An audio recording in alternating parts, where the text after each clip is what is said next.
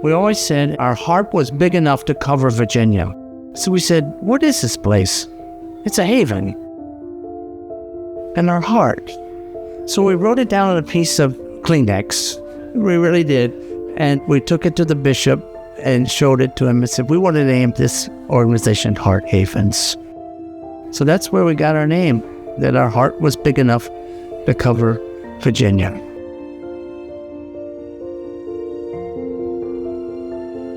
My name is Art Walls. I'm a retired United Methodist pastor. I had the privilege to begin this beautiful ministry in the Virginia Annual Conference in 1996. It started with a phone call that came to my office in 1994, and there was a lady from Lynchburg who phoned me and said, does the United Methodist Church have a place for my child to live when something happens to me? And I said, no ma'am, I'm sorry, we don't. But boy, that did something to me. It did something to me, gave me goosebumps. I will never forget when I went to Kilmarnock. Before we acquired that home there was a community meeting in Kilmarnock Episcopal Church. And so I came and I talked. I had a little slide presentation, and we would show things that we would like to do and where we'd like to be. Before I left that day, these were a mixed group of people, Episcopalians, Lutherans, Methodists, Catholics. We had even some Jewish folks there and non-denominational people. They committed to raise $20,000 on the spot, right there. You know, that really moved me, you know. In 1996, I got to stand up, bring it to the annual conference. That's our annual meeting, and we entertained a few questions. And I said, yes, we'd like to vote on this now. And so we voted on it. I've been in ministry 35 years, and it was a unanimous vote. No one voted against it. So here we are.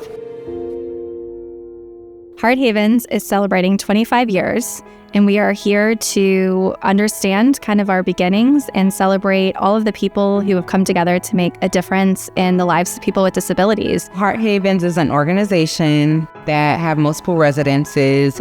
We take care of both men and women that have different capability levels. Everybody has a need, and they're all different kinds of needs. The intellectual disability is a special kind of need, and those people need our help. I am the house coordinator here at the Tate location in Ashland, and I just make sure that they're happy every day, making sure that their needs and wants are met. Bring it in. Through community engagement, through inside their house. That's me. Like today, Sean and his friend Christopher went to Starbucks and enjoyed a refresher and a coffee, as well as Josh, who gets his coffee every day. If not, he will let you know. They always make sure I can get to the coffee maker because I make my own coffee. I feel like I get the independence I need, but when I need help, all I need to do is go get somebody, and I get that help pretty quickly, and that's all I need. They just take care of everything. I don't have to worry about anything. Everything's taken care of. Heart Havens, for me, has always been that place called home. Heart Havens provides a support and a place for people to reside, and it gives a tremendous peace of mind to their families that their loved one is going to be cared for and grow further on their journey toward independence. Those are sports that I've been doing all my life, like softball, track and field, volleyball, softball, and I've been doing this. I can understand even better today than I could 20 years ago when I came into the role. That longing that parents and grandparents have for that place where they know their child, their grandchild, their family member is going to be cared for, going to be loved, going to be supported however they need to, and be engaged in the community.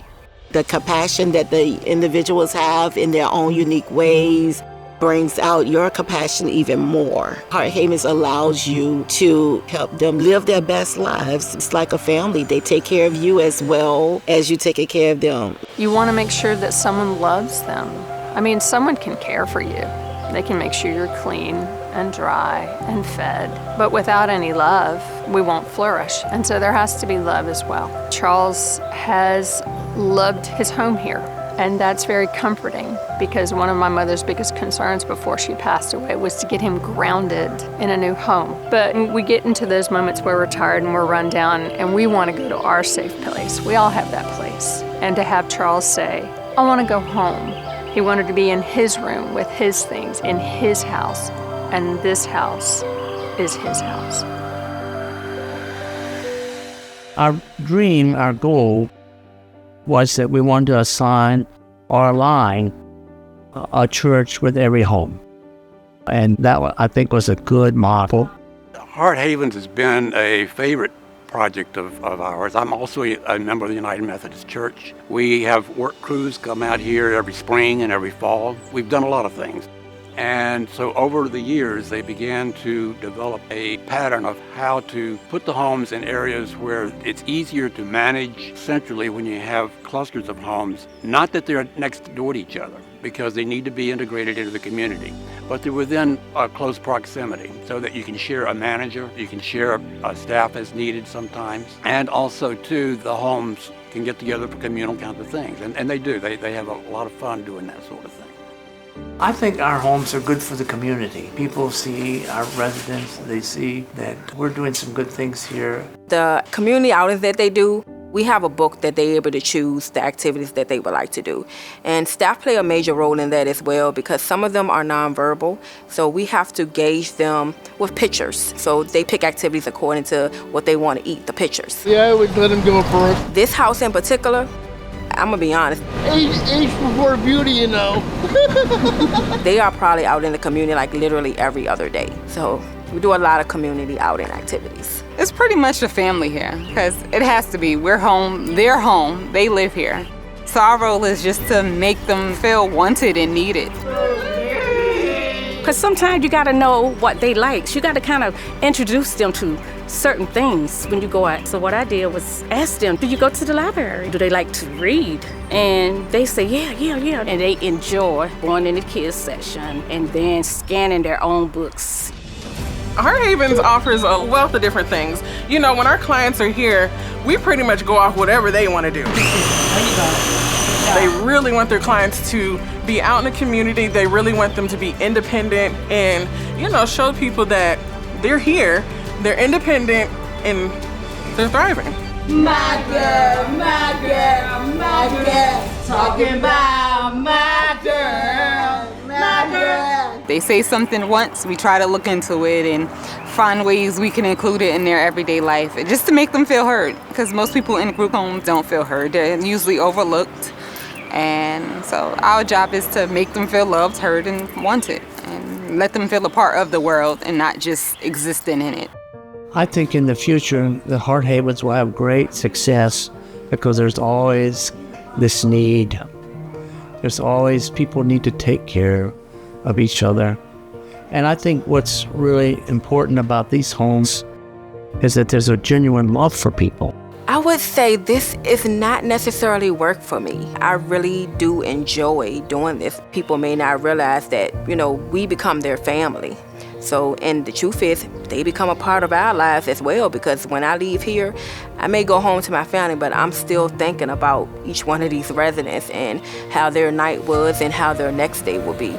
It's not fake, it's not just a job, it's a calling. I want to tell them thank you and I love you. And God bless you all. So I think people are called to work here, and we'll keep this going and have the vision of that this is a place, it's a haven, a safe place. Okay, let me sit low. And their heart is big enough to cover all of Virginia. This job got to come from the heart. It's not a job you just can do. So I pray and I look to the vision that we will continue to grow, understand the changes that are happening in this field, and that we will continue to provide a great residential setting for some of most God's special people.